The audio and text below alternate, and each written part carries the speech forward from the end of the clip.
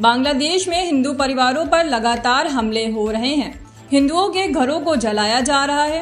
कट्टरपंथी हिंदुओं पर टारगेटेड हमला कर रहे हैं। जेशोर जिले के शाहपुर में कट्टरपंथियों ने हिंदुओं के घरों में लूटपाट की और फिर घरों में तोड़फोड़ की।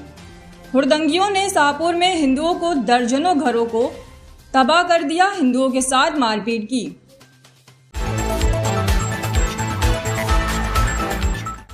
बांग्लादेश में हिंसा थमने का नाम नहीं ले रही है। अभिनेता शांतो खान और उनके पिता की हत्या कर दी गई है। वह शिवपाल मीडिया के मालिक हैं। जानकारी के मुताबिक दोनों लोगों की उपद्रवियों ने पीट कर हत्या कर दी। वहीं ढाका ट्रिब्यून की रिपोर्ट के अनुसार देश में हिंसक सरकार विरोधी प्रदर्शन के बीच शेख हसीना की पार्टी आवामी लीग के 20 से ज्यादा नेताओं के शव मिले हैं। दूसरी ओर ढाका में बांग्लादेशी गायक राहुल आनंद का घर फूंक दिया गया, जैसे तैसे उनकी जान बची।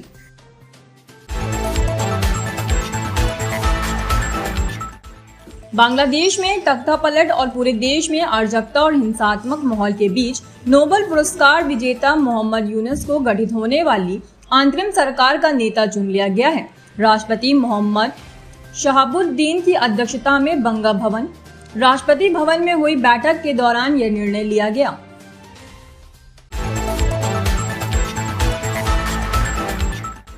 शिवसेना विधायकों की अयोग्यता संबंधी याचिका के लिए बार बार तारीख मांगने पर सीजेआई डीवीआई चंद्रचूड़ ने वकील से कहा, एक दिन यहां बैठकर देखिए, आप अपनी जान बचाने के लिए भागेंगे। एनसीपी, एसपी और शिवसेना की दो अलग अलग याचिकाओं के लिए तारीखें तय करते समय चीफ जस्टिस ने ये टिप्पणी की।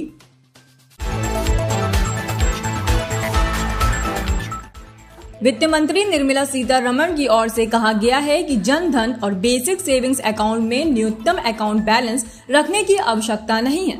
बैंक द्वारा केवल उन्हीं ग्राहकों पर जुर्माना लगाया जा सकता है जो अपने खाते में अपेक्षित राशि बनाए रखने में विफल रहते हैं।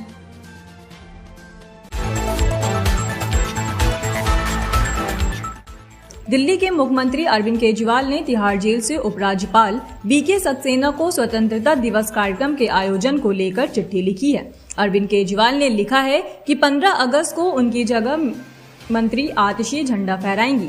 दिल्ली में स्वतंत्रता दिवस के मौके पर हर साल दिल्ली सरकार छत्रसाल स्टेडियम में कार्यक्रम आयोजित करती है। इसमें सीएम केजरीवाल झंडा फहराते हैं, लेकिन इस बार वह जेल में हैं। इसीलिए उन्होंने अपनी कैबिनेट मंत्री आतिशी को झंडा फहराने के लिए अधिकृत किया है।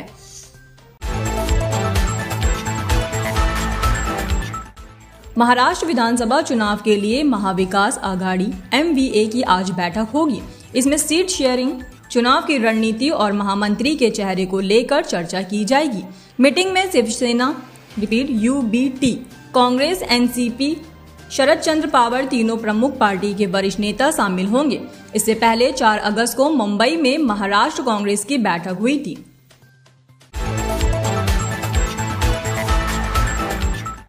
भारतीय रेसलर विनेश फोगाट को तय कैटेगरी में ज्यादा वजन होने की वजह से पेरिस ओलंपिक से बाहर होना पड़ा है। विनेश 50 kg की कैटेगरी में खेलती है। बुधवार को उनका वजन करीब 100 ग्राम ज्यादा मिला। इसके बाद उन्हें ओलंपिक महिला कुश्ती से आयोग घोषित कर दिया।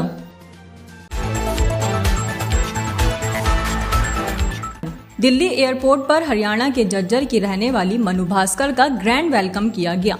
बुधवार को मनु भास्कर पेरिस ओलंपिक में 2 ब्रॉन्ज मेडल जीतकर देश वापस लौटी हैं। उनको देखते ही फैंस में सेल्फी लेने की होड़ सी लग गई। एयरपोर्ट पर मनु भास्कर का स्वागत करने के लिए पिता रामकिशन भास्कर और मां सुमेधा भास्कर पहुंची। मनु भास्कर ने 10 metre pistol shooting, 10 metre mix medal जीते हैं। मनु के साथ उनके कोच जसपाल राणा का भी जोरदार स्वागत हुआ।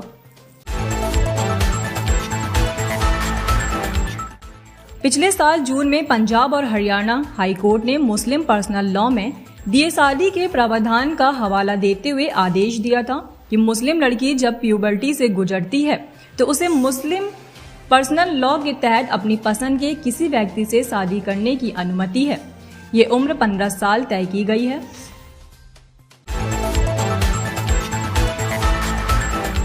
बिहार में बुधवार को 21,000 सिपाहियों की भर्ती को लेकर पहले चरण की लिखित परीक्षा आयोजित की गई है। इसमें करीब 3 लाख परीक्षार्थियों को शामिल होना है, जिसके लिए प्रदेश भर में 545 परीक्षा केंद्र बनाए गए हैं। इससे पहले खड़गिया में फर्जी आंसर शीट बरामद की गई है। इस मामले में 7 लोगों को हिरासत में लेकर पूछताछ की जा रही है।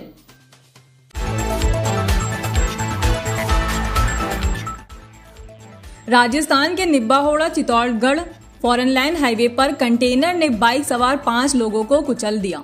मौके पर ही सबकी जान चली गई। 1 साल की एक बच्ची छिटककर दूर जा गिरी। उसे निब्बाहोड़ा के सरकारी अस्पताल में भर्ती कराया गया है। हादसा मंगलवार रात करीब 9:30 बजे के आसपास का बताया जा रहा है।